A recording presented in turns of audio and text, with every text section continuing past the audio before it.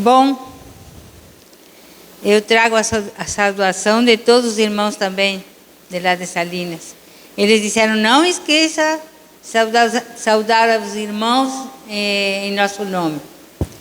Então, hoje, eu já vinha meio preparada, não é? Porque o pastor Botinho quase doente. Quem poderia pregar hoje? Mas eu quero que vocês se preparem para ler bastante a Bíblia nesta noite. Vamos nos preparar para isso? Quem tem a sua Bíblia pode abrir, ou no celular, como quiserem. E quem quer olhar aqui, também. Eu quero falar um tema muito importante nesta noite.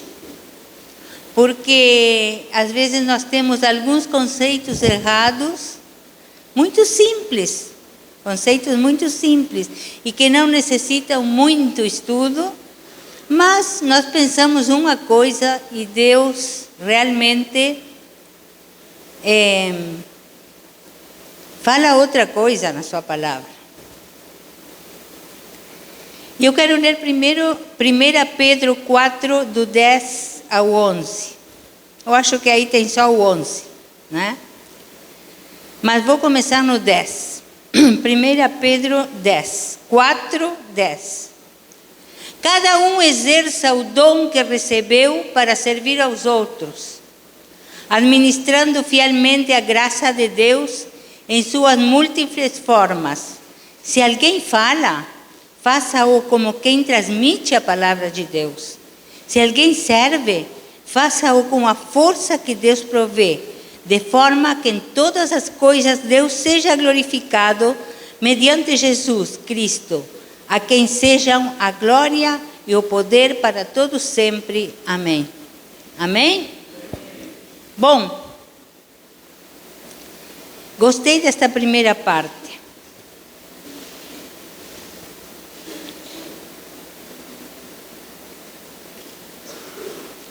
Cada um exerça o dom que recebeu. Quantos acreditam que tem dons nesta noite? Parece que Deus esqueceu de alguém. Todos nós temos dons, irmãos. Todos. Quem dá esses dons é Deus. Sabia? Você nasce com dons e pensa muitas vezes que isso é natural, que é da sua família.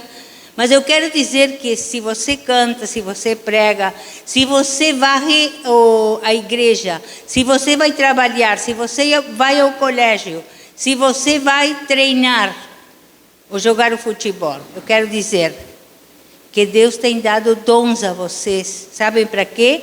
Para servir aos outros. Muitas vezes nós dizemos assim, eu vou servir a Deus, vou louvar ao Senhor e servir lá na igreja a Deus. E eu quero dizer que esse dom que Deus lhe deu não é para servir a Ele, é para servir aos outros, diz a palavra de Deus. Quem necessita ser servido são as outras pessoas. Quem necessita escutar o dom que Deus lhe deu, seja qual for, são as pessoas, para assim ter o conhecimento de Cristo Jesus. Amém? Porque diz assim, se alguém serve, faça-o com a força que Deus provê, de forma que em todas as coisas Deus seja glorificado. Esse dom, esse serviço que você está fazendo é para que Deus seja glorificado, através da sua vida, servindo as outras pessoas. Eis aí o conceito que às vezes, eu vou servir a Deus, como dizendo, bom, as outras pessoas, tudo bem. Eu quero dizer a vocês que eu estou aqui para servir vocês. A pregação é servindo vocês. Quem canta aqui é para servir vocês. Quem varre a igreja é para servir vocês. Quem arruma as cadeiras é para servir vocês. E agora eu pergunto, Quem nesta igreja serve? E os outros? No seu trabalho você não serve? Sim ou não? Então, só eles servem ou todos servimos? Todos servimos. Porque nós somos cristãos aqui e somos cristãos lá fora também. Nós somos cristãos aqui e somos cristãos no trabalho, no colégio, na rua, na vizinhança, em todo lugar onde vamos, nós somos cristãos e estamos para servir aos outros. Também tem um conceito muito errado quando dizemos, eu vou pregar lá na igreja do Fabiano. Bom, agora eu vou para a casa do Fabiano, suponhamos que o Fabiano não é meu genro. Vou para a casa dele, a mulher dele tem que cozinhar lindo para mim, me dar uma boa cama. Já me deram tudo isso, assim que não tem problema de falar. Uma boa cama, coberta. Não. Eu quero dizer para vocês, irmãos, que nós estamos para servir. Não para ser servido.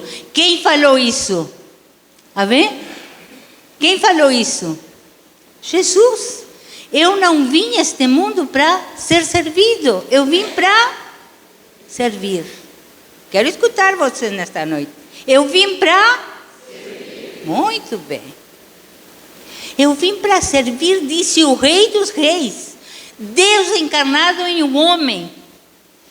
Deus que se humilhou a vir a esta terra para morrer por nós. Ele falou, eu não vim para ser servido. Eu vim para servir. Vamos ficar claro nessa área. E eu quero falar hoje de uma mulher que serviu com toda a sua vida, com todo o seu lar. E ela é muito pouco falada. Essa mulher serviu e também eu quero dizer que ela recebeu coisas maravilhosas por esse serviço. Ela não cantava, não pregava, nada disso.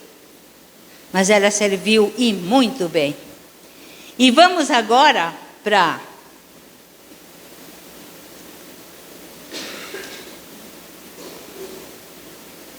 Segunda Reis. Está no Antigo Testamento, Segunda Reis, capítulo 4 e verso 8.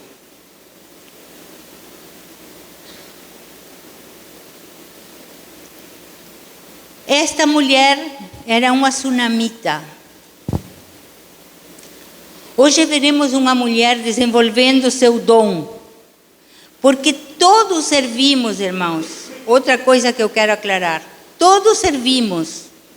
Mas tem pessoas que têm o dom de servir especificamente, sem pregar, sem cantar, sem fazer nenhuma tarefa na igreja ou dentro da igreja, mas tem o dom de servir.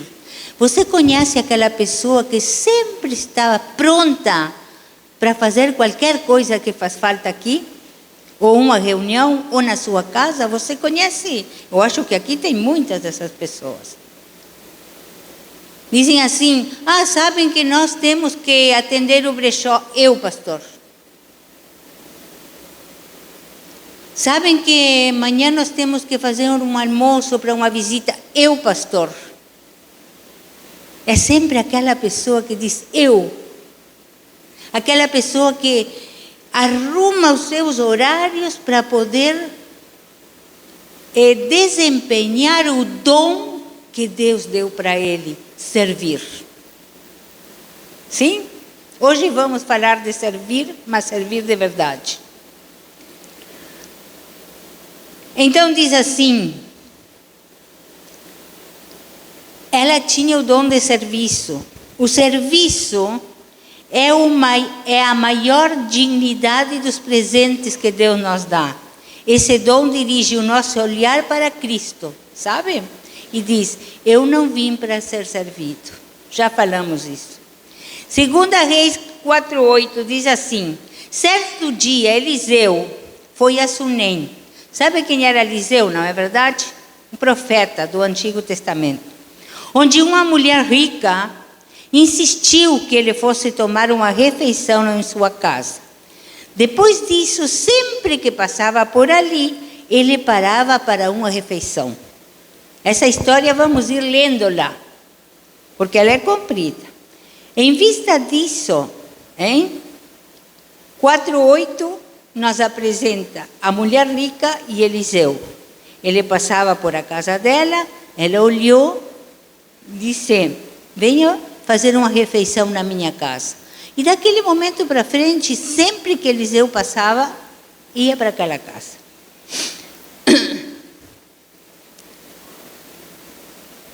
Agora, com que atitude nós estamos contagiando neste dia? Você tem uma atitude como essa mulher de um convite especial? De um convite que ninguém espera? Versículo 9 e 10 diz assim: em vista disso, ela disse ao marido: olha aqui, pensa bem, sei que esse homem que sempre vem aqui é um santo homem de Deus. Vamos construir lá em cima um quartinho de tijolos e colocar nele uma cama, uma mesa, uma cadeira e uma lamparina para ele. Assim, sempre que nos visitar, ele poderá ocupá-lo. Agora ela já não pensa só em dar um almoço. Ela pensou e ainda mais, convence o seu marido para arranjar um quarto para o profeta. Tremendo, não? A importância que tem, irmãos, de reconhecer quem serve a Deus.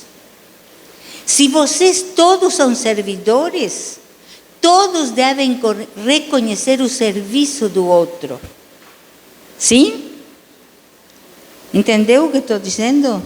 Você não pode, quem sabe, digo eu, fazer o que faz a Cláudia, tocar o teclado.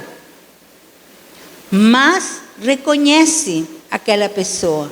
Você não pode fazer o que faz o Fabrício, e o Márcio tocar a bateria, mas você reconhece aquele dom que aquela pessoa tem. E não porque você não pode estar, o Márcio e o Fabrício, que me importa? Não. São servos de quem? De Deus, que estão para me servir a mim e a você. Então devemos de reconhecer quem serve a Deus. Ela antecipa e planeja uma forma melhor de servir. Ela não disse: vou convidar ele para ficar. Bom, quem sabe o senhor fica aí, eu coloco um colchãozinho aí no chão e o senhor pode ficar aí. Ela não fez isso. O que fez ela? Planejou, Planejou a forma de servir. Então nós devemos planejar a nossa forma de servir. Porque você pode servir. Você tem uma vizinha, um vizinho que está com problemas econômicos, seus filhos passando frio nestes dias. Será que você não pode servir essa pessoa? O que você acha? Pode ou não pode? Pode. Planeje. Veja no seu guarda-roupa, na sua casa, o que faz um ano que você não usa. Um ano que está guardado, cheio de naftalina, que quando tira não sabe nem como cheirar, não é?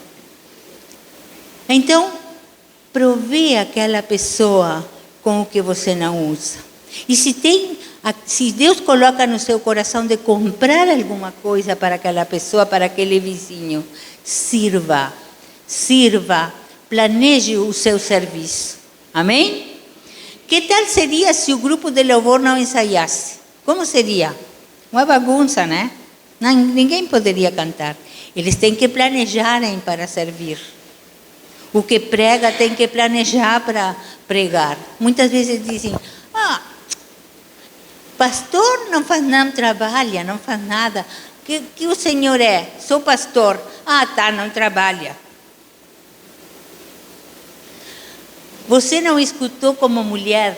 E você o que faz? Trabalha? Eu sou dona de casa. Ah, então não trabalha. Eu só rio porque a dona de casa trabalha mais que todas as que saem fora trabalhar, não é? A gente é a primeira que levanta, a última que deita. Então, planejamento. Inovar é fazer melhor, alcançar um objetivo através do conhecimento que nós alcançamos anteriormente. Todos os dias estamos inovando, trabalhando no futuro. Isso exige que você se preocupe, que te deixe desconfortável, que te faça pensar muito. O que estou fazendo eu? Não me sinto bem, parece que está faltando uma coisa. O que é? Eu não estou pensando no futuro, não estou pensando que amanhã pode alguém precisar de mim. E que eu devo também ter um jogo de cintura, como dizemos lá no Uruguai, para poder tirar de lado aquele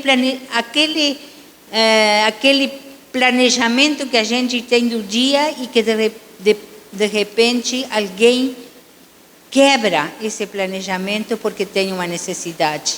Não aconteceu com você isso? Hein? Muito bem.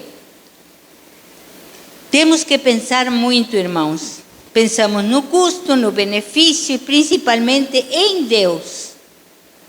Ela pensou ou não pensou? Antes de falar com o marido, ela falou: eu acho que esse homem é um homem de Deus. Então vamos fazer uma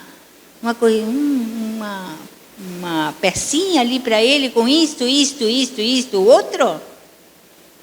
Ela não disse: vamos fazer uma peça e depois a gente coloca qualquer coisa. Não, com uma cama, uma cadeira, hein? Uma mesa, tudo planejado.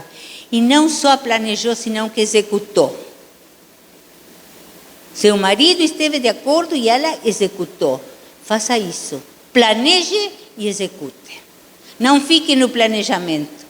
Coisa mais desagradável e coisa mais frustrante é quando a gente fica no planejamento, não é? A gente planejei fazer isso, não saiu. Planejei fazer, não saiu. Não, vamos ser executores também. Planejar e executar. Amém? Quando você trabalha no dom de serviço, a primeira coisa que você deve ter como benefício é a satisfação de ter feito isso. Seu serviço deve ser sempre direcionado para o outro. Tem outro problema, não é? Muitas vezes a gente faz um favor para outra pessoa esperando que coisa? Retorno. E depois, quando aquela pessoa não dá o retorno, e vocês vão ver isso nessa história, a gente diz: que mal agradecido, não? Eu fiz tal coisa e tal outra. Você já não falou assim? Sim, eu acho que todos falamos. Eu fiz tal coisa para fulano, outra coisa, mas ele nem se lembrou de mim. Passou o Natal, não passou meu aniversário, não me disse nada. É um mal agradecido, não faço mais. Faça. Você não está servindo para agradar as pessoas, está servindo as pessoas para agradar a Deus. Amém? Um amém bem forte, amém? Amém. Bem, gostei. Versículos 11 ao 14, diz assim: olha aqui começa uma história magnífica. Um dia, quando Eliseu chegou, subiu ao seu quarto e deitou-se. Tremendo safado, chegou e se deitou. Esse Eliseu mas ele caminhava muito por a terra, muito caminhava. Ele mandou ao seu servo Geazi, é assim que se pronuncia? Chamar a sunamita. Ele tinha um servo, mandou chamar a mulher. Ele a chamou e quando ela veio, Ele a chamou e, quando ela veio, Eliseu mandou Geazi dizer-lhe: você teve todo este trabalho por nossa causa. Homem agradecido, o que podemos fazer por você? Era agradecido Eliseu ou não? Sim. Quer que eu interceda por você ao rei ou ao comandante do exército? E ela respondeu: estou bem entre a minha própria gente. Mais tarde Eliseu perguntou a Geazi: o que se pode fazer por ela? Ele quase que não acreditou que ela não precisasse nada, entendeu? Porque ela disse: não preciso, estou no meio da minha gente, não preciso nada. Mas ele ficou com aquela coisinha no coração de que alguma coisa ela precisava. E vamos ao versículo 15. Perdão, continuamos aí no 14. O que se pode fazer por ela? E ele respondeu: bem. Aí o criado nem sequer perguntou para a mulher. Ele já sabia alguma coisa. Disse: bem, ela não tem filhos. E seu marido é idoso. Então havia pouca probabilidade de que aquela mulher tivesse filhos, verdade? Versículo 15. Então Eliseu mandou chamá-la de novo. Geazi a chamou, ela veio até a porta e ele disse: por volta desta época, no ano que vem, você estará com um filho nos braços. Ai, irmão, sabe que eu fico assim toda arrepiada dessa palavra. E ela contestou: não, meu senhor, não iludas a tua serva, ó homem de Deus. Ela nem chegou a acreditar aquilo que ele falou, mas aquela profecia que veio para ela se cumpriria prontamente, não é? Como podemos expressar a nossa gratidão, então, para quem nos serve? E a Deus, hein? E aos homens. Serviço e gratidão são importantes. E é aí que os milagres começam. Olha bem o que eu estou dizendo. Serviço e gratidão, olha aqui. Serviço e gratidão são importantes. Serviço e gratidão são importantes. É aí que os milagres começam. Você está precisando de um milagre?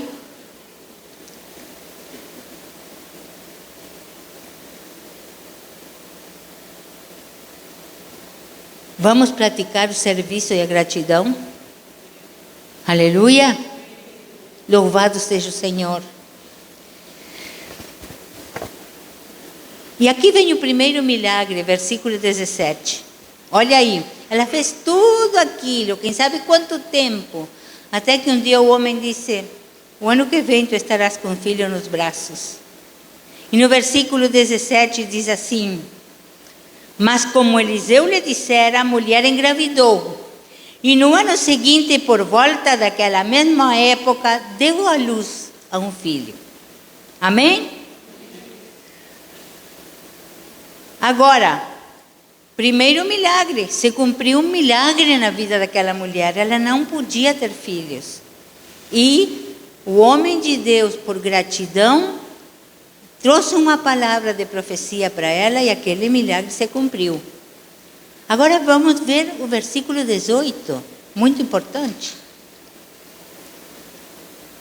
O menino cresceu e certo dia foi encontrar-se com seu pai, que estava com os ceifeiros. De repente ele começou a chamar o pai gritando: ai minha cabeça, ai minha cabeça. O pai disse a um servo: leve-o para a mãe dele. O servo o pegou e o levou à mãe. O menino ficou no colo dela até o meio-dia e morreu. Hein? Morreu.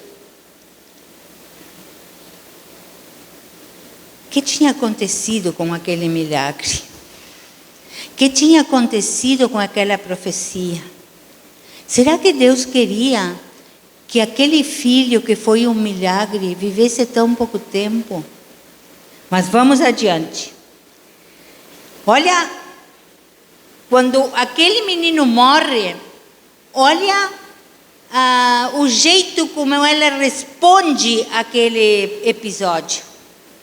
Eu imagino, não sei, graças a Deus. Mas quem vê um filho morto no colo, eu acho que uma mãe começaria a gritar e correr e, que sei eu, fazer qualquer coisa, não é? Mas olha aqui o que esta mulher fez. Ela subiu ao quarto do homem de Deus, deitou o menino na cama, saiu e fechou a porta. Tranquilamente. Veja você. Ela chamou o marido e disse: preciso de um servo e de uma jumenta para ir falar com o homem de Deus. Vou e volto logo. Vou e volto logo. E ele perguntou: mas por que hoje? Não é lua nova nem sábado? E ela respondeu: não se preocupe. Olha tu, não se preocupe. O marido não sabia nada do que estava acontecendo. Ela mandou selar a jumenta e disse ao servo: vamos rápido, só pare quando eu mandar. Assim ela partiu para encontrar-se com o homem de Deus no Monte Carmelo. Quando ele a viu à distância, disse a seu servo Geazi: olhe, é a sunamita. Corra a seu encontro e pergunte a ela: está tudo bem com você? Tudo bem com seu marido? Tudo bem com seu filho? E ela respondeu a Geazi. Olha o que ela respondeu: está tudo bem. E o menino tinha morrido. E ela responde: está tudo bem. A sunamita nunca pensou no enterro do seu filho. Sua fé era tão grande. Aleluia! O verdadeiro caráter de uma pessoa é revelado em momentos de crise. Você sabia? Ela manteve sua fé. Todos estão bem. O filho bem morto estava. Todos estão bem, disse ela. Eu admiro muito essa mulher. Suas emoções estavam descansando em quem? Em Deus. Ela sabia no Deus que acreditava. E nós sabemos no Deus que acreditamos. Nós temos tal confiança nesse Deus que podemos pensar e acreditar que tudo que nos acontece é para bem, como diz a palavra do Senhor. Olha, irmãos, nossa família, e eu não gosto de colocar como exemplo, mas eu quero dizer porque quem sabe você já passou também por muitas coisas negativas e feias, à beira da morte. Nós tivemos 3 pessoas da nossa família pequena, assim, pais e filhos, à beira da morte. 2 filhos e o meu esposo. No entanto, nossa reação não foi como esta mulher. A nossa reação foi procurar ajuda, procurar pessoas, orar, ficar assim triste, chorar. A gente não pensava, vai melhorar, dizia, e agora o que eu faço sem essa pessoa? E agora como vai ser sem ela? Ela nunca pensou isso. Ela disse, estão todos bem. Imagina.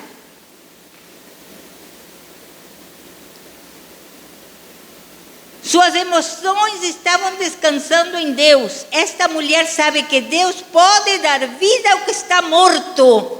Deus pode dar vida ao que está morto. Você acredita nisso?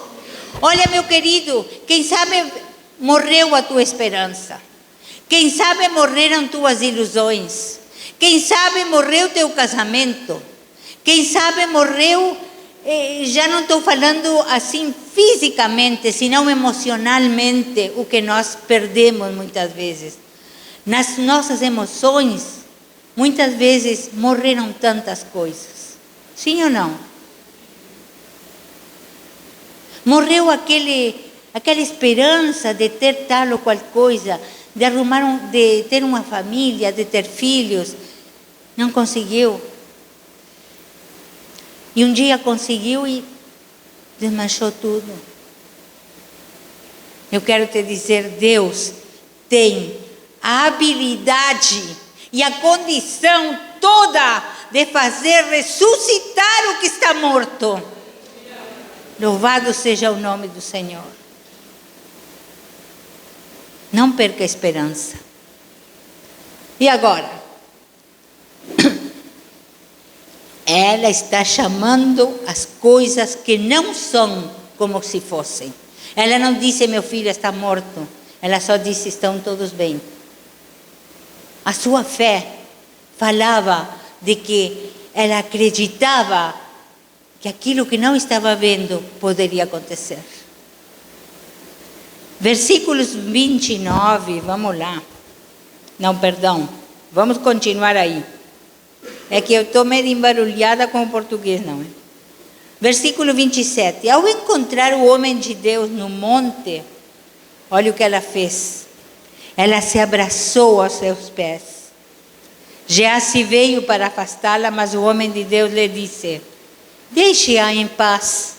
Ela está muito angustiada, mas o Senhor nada me revelou e escondeu de mim a razão da sua angústia.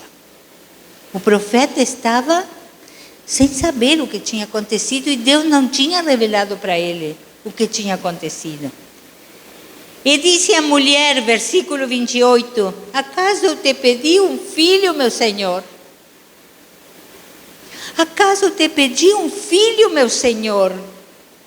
Não te disse que para não me dar falsas esperanças? Tremendo. Ela nunca disse, meu filho morreu. Vocês se deram conta?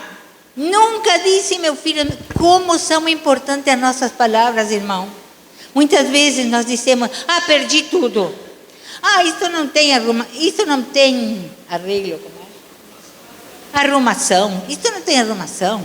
Esta criatura não tem arrumação. Não há esperança nenhuma.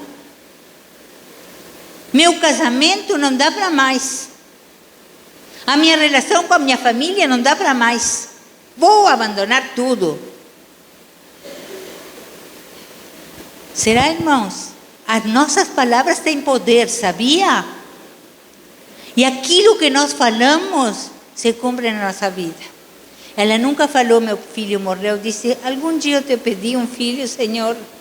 Eu não te disse que não queria falsas esperanças? No entanto, o homem de Deus que não sabia nada, e Deus não tinha revelado nada para ele, fala assim. Então Eliseu, versículo 29, disse a Geazi, põe a capa por dentro do cinto. Não sei o que era isso, não posso nem explicar.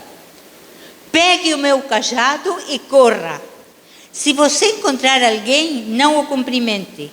E se alguém o cumprimentar, não responda. Quando lá chegar, ponha o meu cajado sobre o rosto do menino. Ele mandou o criado, mas a mãe do menino disse, versículo 30, juro pelo nome do Senhor e por tua vida, que se ficares, não irei.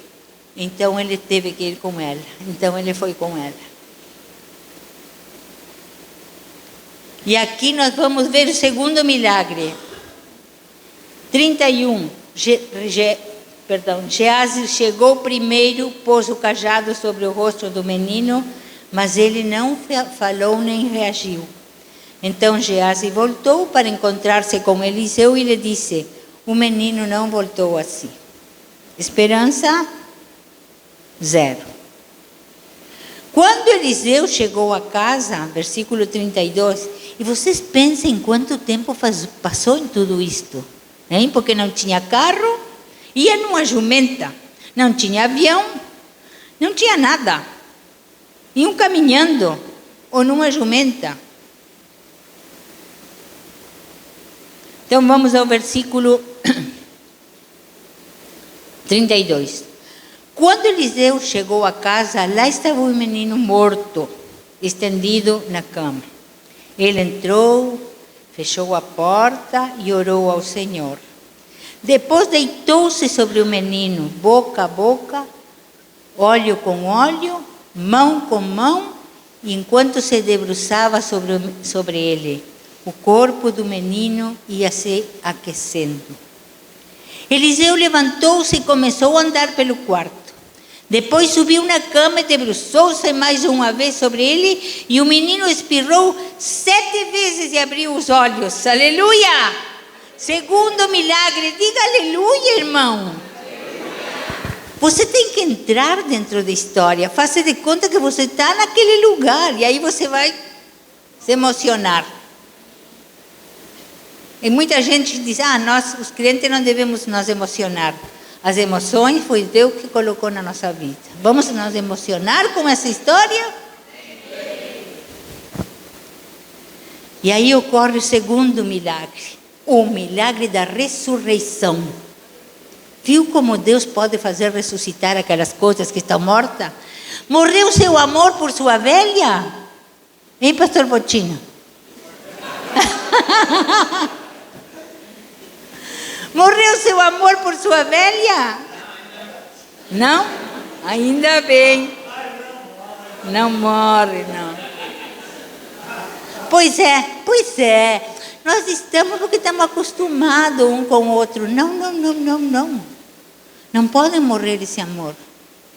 E se morreu, Deus pode ressuscitar. Aleluia!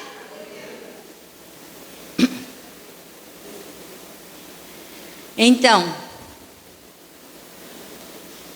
Eliseu chamou a Geazi e o mandou chamar a sunamita, e ele obedeceu. Versículo 36. Quando ela chegou, Eliseu disse: pegue seu filho. Ela entrou, prostrou-se a seus pés, curvando-se até o chão. Então pegou o filho e saiu. Vamos dar um aplauso, uma salva de palmas ao Senhor.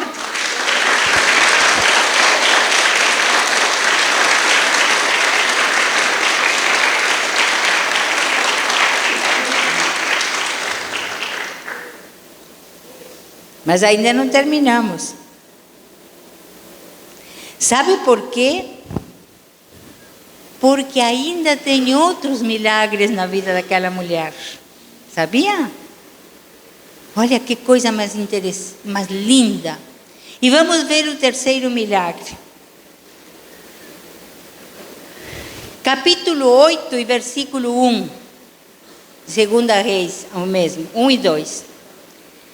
E aqui vemos a proclamação da obediência.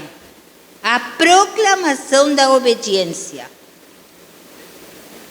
Eliseu tinha prevenido a mãe do menino que ele havia ressuscitado assim: saia do país com sua família e vá morar onde puder, pois o Senhor determinou que para esta terra uma fome que durará 7 anos.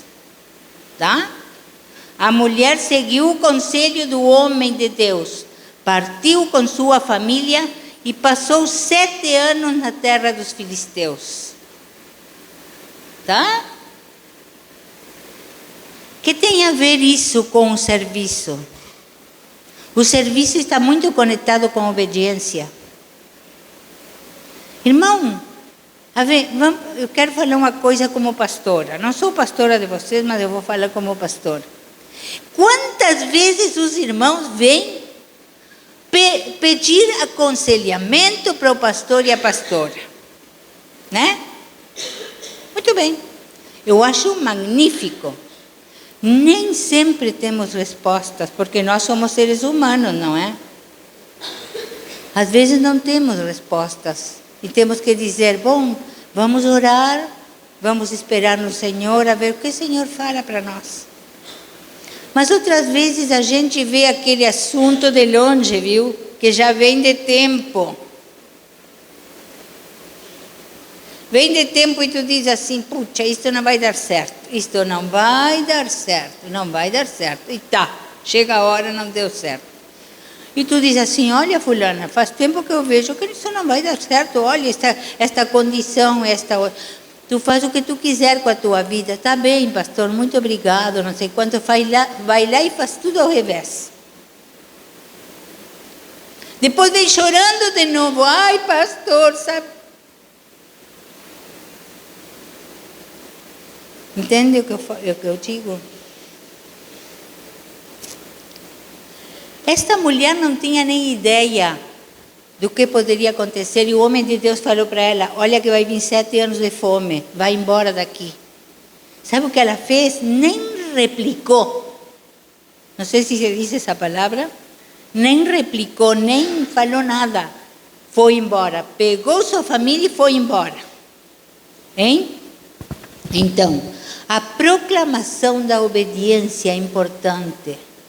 Não é que nós vamos obedecer coisas impossíveis e coisas absurdas, entendem? Mas, quem sabe, uma ideia, uma orientação, hein? De uma pessoa que sabe mais que a gente. Por exemplo, não me peçam a mim que eu venha a dar uma ideia de como construir uma igreja, porque eu não sei. Okay. Pastor, eu quero saber como é que se coloca uma janela. Não sei. Mas quem sabe você me pergunta, olha pastora, você saberia como eu posso trabalhar com as crianças para poder alfabetizar e essas coisas? Aí eu poderia ajudar, entendem? Quer dizer, nós não sabemos tudo, e como pastores não sabemos tudo. Nem o coração das pessoas, porque o coração somente Deus conhece. E Ele sabe como trata cada pessoa e por que nos acontecem as coisas. Sim? Então, o terceiro milagre é este. Ela obedeceu e foi embora, sem saber o que ia acontecer. Mas vejam depois o quarto milagre. Olha que lindo. Versículo 3. Ao final dos 7 anos, ela voltou a Israel e fez um apelo ao rei para adquirir sua casa e sua propriedade. Ela tinha deixado tudo, não é? O rei estava conversando com Geazi. Muitos dirão assim, ai que casualidade, justo o rei estava conversando com o servo de Eliseu. Não, outro dia meu esposo falava na igreja, para o crente não existem casualidades. Você acredita que, ai, sabe pastor, casualmente me aconteceu tal coisa. Não. Casualmente não aconteceu nada.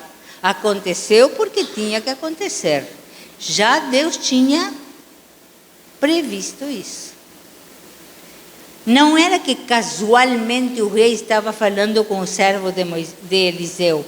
Ele estava falando com o servo de Eliseu porque Deus tinha um propósito com isso. Amém? Conversando então com Geazi, o servo do homem de Deus, e disse, conte-me todos os prodígios que Eliseu tem feito. Olha só, o rei falando para o menino, para o rapaz, não sei. Conte-me todos os prodígios que tem feito Eliseu.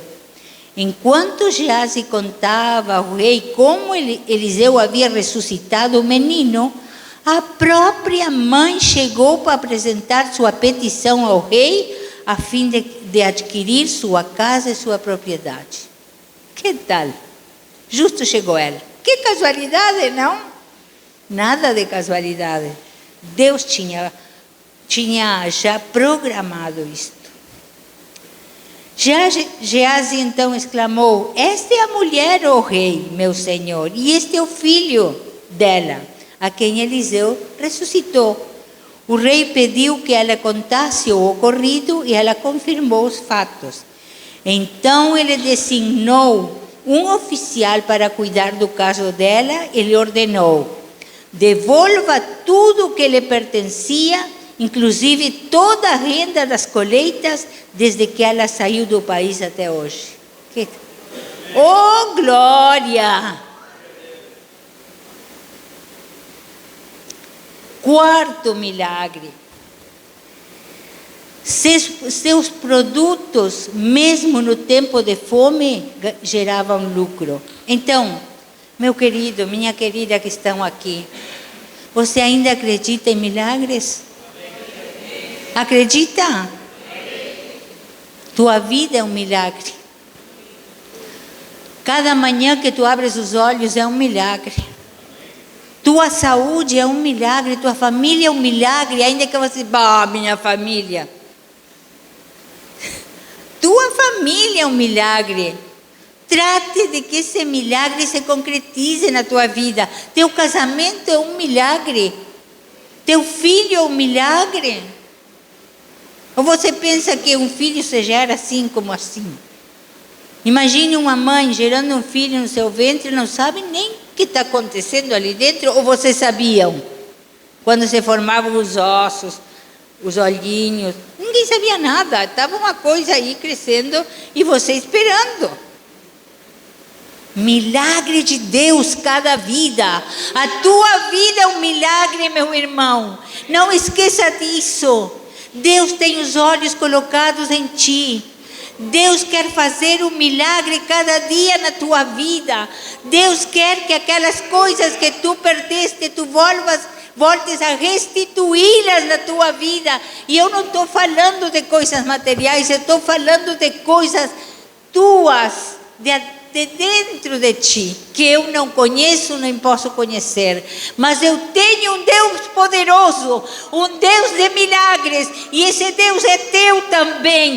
É nele que nós acreditamos, a ele entregamos nossa vida, e ele entregou a sua vida por nós. Sirva, sirva, sirva. Tem pessoas necessitando do seu serviço. Tem pessoas necessitando de ver a Cristo e que ainda não o conhece. E Cristo tem que ser revelado na tua vida. Não é só falar, irmãos. Não é só ir. Cristo, sabe o que tu precisa? Cristo na tua vida. Porque tens que te arrepender dos teus pecados. E aí segue dando uma pregação que o outro não quer escutar, quer ir embora. Não, sem falar, você tem que mostrar Cristo na sua vida. Aquela pessoa deve desejar ser como você. Bondade, misericórdia, palavra de alento, palavra de autoridade também. Entende? Deus precisa ser revelado em você. Ele está, neste momento, precisando de gente que se ponha nas suas mãos. Igreja, estamos nos últimos tempos. Todo mundo fala isso, não sei se será ou não será, porque já minha mãe esperava os últimos tempos. Mas eu não sei, hoje estou pregando aqui, amanhã não sei onde vou estar. Nem você tampouco. Quem tem essa potestade sobre nossa vida é Deus. E quem tem o milagre da vida é Deus. E quem tem o milagre da ressurreição nas coisas que perdemos é Deus. Por mais esforço que eu faça, não tem como. É Deus, através do seu Espírito. Seja cheio do Espírito Santo. Reflita a Jesus na sua vida. Mostre que Deus vive em ti. Sabe que tem um coro no Uruguai que fala assim: Cristo vive em mim, Cristo vive em mim, oh, que que maravilla es que Cristo viva en mí. Que lindo. Cristo vive em mim. Fale hoje. Olhe para o seu irmão e diga: Cristo vive em mim. E Cristo vive em ti também. Louvado seja o nome do Senhor. Tenha segurança de que temos a Deus. Sabe que eu escutei de uma grande serva de Deus, a irmã Jane Hansen, presidenta mundial do Aglow, que falou assim: sabes que tu és portador de Deus quando caminhas? Sabes que tu levas Deus onde vas? Somos portadores de Deus. Veja a grande maravilha, e não só a grande oportunidade e aquilo que Deus colocou na nossa vida. Sua própria vida está em nós. Deus colocou sua vida em nós. Ninguém mais tem a vida de Deus que aqueles que aceitamos Jesus no nosso coração e que vivemos para Ele, e que o Espírito Santo se manifesta através da nossa vida. Não precisa que tu tenhas que pregar, nem que cantar, nem que orar pelos outros. Manifeste a Deus aonde tu estás, com amor, com misericórdia. Como Deus faz contigo, um milagre cada dia. Meus queridos, que esta palavra seja de esperança para vocês. Que esta palavra possa colocar em vocês uma esperança nova.